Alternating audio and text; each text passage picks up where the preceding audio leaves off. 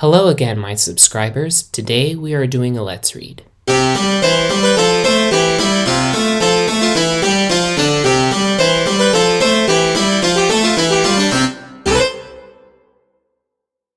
Like the last episode, I will read one of my own.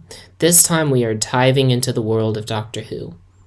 I am a Whovian, my first Doctor being Matt Smith. But this time, mine is inspired in part by the 12th Doctor, or the 14th Doctor.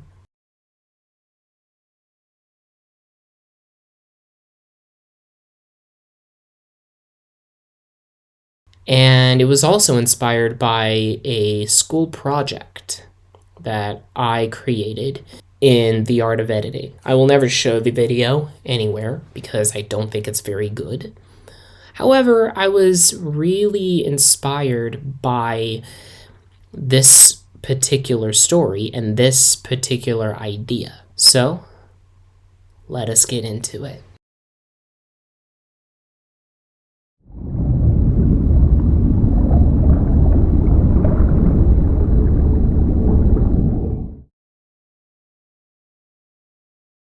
The TARDIS, a time machine with the appearance of a blue wooden telephone box used for calling the police, flew through time and space at its usual speed. Its inhabitant kept the course, calming the machine down whenever it became upset. For you see, the TARDIS had a life and mind of its own, and could make choices whenever it saw fit.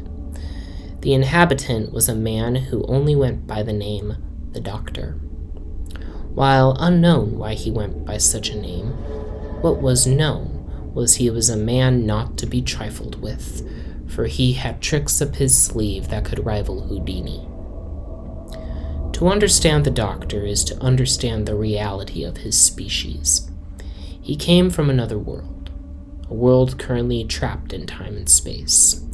His race consisted of people, Time Lords, who could change their faces and genders when faced with death, and the Doctor was no different. He had gone through a total of 13 changes, or regenerations, which was more than usual since his maximum was 12. Certain circumstances, however, changed that, giving him a new cycle of regenerations.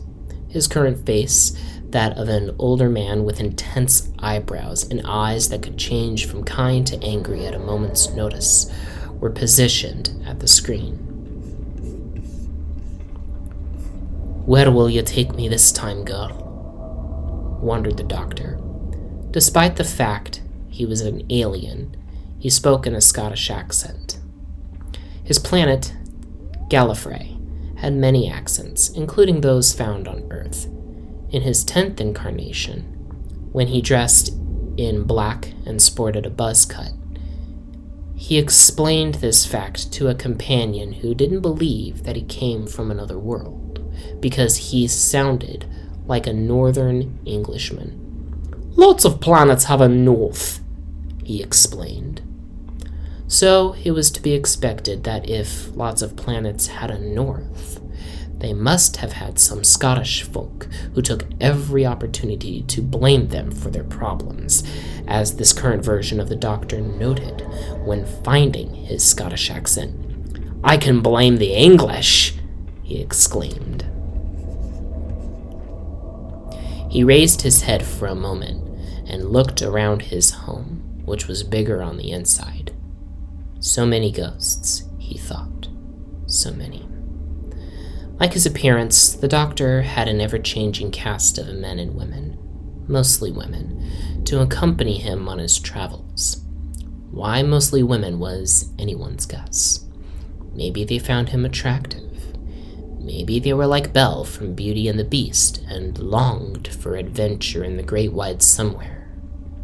Maybe they led happy lives, but once they entered the TARDIS, it became clear to them that they were whole new worlds that they had yet to see. Or maybe it was none of these reasons. Maybe it had more to do with the Doctor. His first companion was his granddaughter, after all. It was possible that he saw a little bit of her in all of these companions. Or maybe he was just so used to traveling with women that it made no sense to him to add variances to his routine. Whatever the case, these were called companions, and they all met with different fates, some with death, others with the loss of adventure in their blood. Some stayed longer, others didn't. Each departure warranted a different response, but left wounds deeply embedded in the doctor's two hearts. Because of this, the doctor was always told to find another companion, because to be alone was to further remove his conscience in humanity. The TARDIS shook, and loud whirring noises informed the doctor that time travel was imminent. He never knew where he would be taken when the TARDIS traveled through time, and today would be no different. The adventure was always kept alive as a result. He held on tight, pressing buttons and flipping dials and switches to keep the TARDIS at bay. This was going to be a rocky trip. The sound of rushing water filled the TARDIS, and an air bubble formed around the machine. The doctor went to the control panel and looked for coordinates. As listed, they were 41 degrees, 43 minutes, 55 seconds north, 49 degrees, 56 minutes, and 49 seconds west, 370 miles off the coast of Mistaken Point, Newfoundland, at a depth of 12,500 feet, more than 2.5 miles down the Atlantic Ocean. Hold on, the doctor thought. Newfoundland? There's nothing down here except... The doctor quickly looked at the date. April 15th, 1912. 1912? The time was 3 o'clock in the morning, Newfoundland Daylight Time. The TARDIS spotted a giant mud bank in the distance. There was no reason for the mud bank to exist at the bottom of the ocean, but its creation, its reason to exist, was massive and made of iron. "Take a scan," said the doctor, slowly figuring out for himself where he was now. The TARDIS scanned the object, and what an object it was. One half of a great iron ship, a luxury liner. The opened end was ragged. If it had funnels, they were gone, replaced instead by holes big enough to admit a locomotive. The mast was knocked port side and aft. The wheelhouse was destroyed, the wooden wheel and bronze telemotor remaining.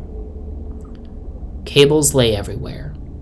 Because this section, the bow section, fell at an angle of about 45 degrees at a speed of 35 miles an hour, its nose was buried in the sediment, its anchors almost reaching the mud. The forward well deck was buckled from compression, creating a hole in the starboard side. The area around the bridge was damaged due to a combined effect of the ship plastically deforming from inertia and a downblast of water created by a wake as the bow plummeted. At D-deck, on the port side, a shell door was open. The doctor didn't need to see the nameplate of the ship, for it was obvious to him what he was looking at. The freshly sunken bow section of the RMS Titanic. "Why here?" asked the doctor. "Of all places, why here?" The TARDIS didn't answer. Instead, she moved across the bow's massive 441-foot long by 113-foot tall hull. As the doctor peered out the window, he saw numerous amounts of debris scattered about the seabed. These included personal belongings, some wood from the deck, and other items that fell to the bottom when Titanic broke in half on the surface. However, what caught his attention was the amount of bodies. Men, women, and children. all in various positions and clothing. Some of them were members of the crew, which included every single engineer that was brought on board. Others were third class, second class, and first class passengers. Most of these passengers, however, were third class citizens because the focus of the officers during a time of emergency was toward the first and second classes. The doctor knew full well that even back then, no one considered them to be of any importance, because they had what was thought to be little. He saw the bodies of all the musicians who bravely played on as the ship went down. The famous passengers Ida and Isidore Strauss still clasped hands. A mother and daughter from second class held on tight even in death. However, as much as these images devastated him, only one body caught the doctor's full attention. The body of a maid. Her face was kind and looked as though she had aspirations of her own. Already, flesh-eating organisms were performing their work, but the face was still recognizable. To the doctor, it was a face he remembered, and the name appeared to him like a flash. Astrid Peth. But this couldn't be, thought the doctor. She wasn't on the real Titanic. It was a spaceship made to look like the Titanic, not the real thing. A noise brought the doctor back to the present moment. He guided the TARDIS back to the bow section and found himself face to face with another ship. Not a liner, but a ship normally seen in space. It had a large disc shape in the middle and 4 long wings facing the TARDIS. The doctor recognized the ship in an instant. A Centauran flagship. How this one operated underwater, let alone at a pressure of 6,000 pounds per square inch, went beyond the doctor's comprehension. These things again, thought the doctor. He went to the microphone and brought it to his lips. "What are you doing here?" he asked. "You have no business being here." There was a moment of pause, then, "We have as much business here as you do, Doctor," said the voice from the Centauran ship. The doctor knew that voice. It was a voice he hadn't heard since Wessex. "Jingle links," realized the doctor. "The doctor doesn't forget old enemies," said Lynx. "I thought Hal killed you," said the doctor. "He did, but not the actual me. It was Steyer that took the arrow." "What are you doing here?" "We have come to claim the Titanic." "Why?" demanded the doctor. "It's of no use to you. Look at it." Normally he wouldn't speak that way about a historical site, but he was dealing with a race of aliens who didn't care about that. "We are," said Lynx, "and all we see is a great ship. All we see is a great cover." "Cover?" inquired the doctor, but the realization hit him. "You intend on raising it?" "We intend to use it to invade New York. A great war is coming, and we want to start it." "Why the Titanic?" "Because," began Lynx, "everyone knows that it's gone. Once they see it enter the harbor, they will gather. All the world will have their eyes to us, not knowing that we will strike." "How do you intend on raising a ship that's broken in two?" asked the doctor. "We shall put it back together. The pieces are all here. All they need is to be found." "You'll not do that. This is a grave site." "You will not stop us." What was he going to do? He needed a plan, and fast. "All right," said the doctor, feigning defeat. "It's yours, but let me help you get them." "Oh no," said Lynx. "You will not trick me this time." "No tricks," said the doctor. "I've grown weary of this world anyway. Everyone around me is doomed. There's no use for it. Allow me on board, and I'll help you gather the pieces. All of them." "All right. Prepare the beam."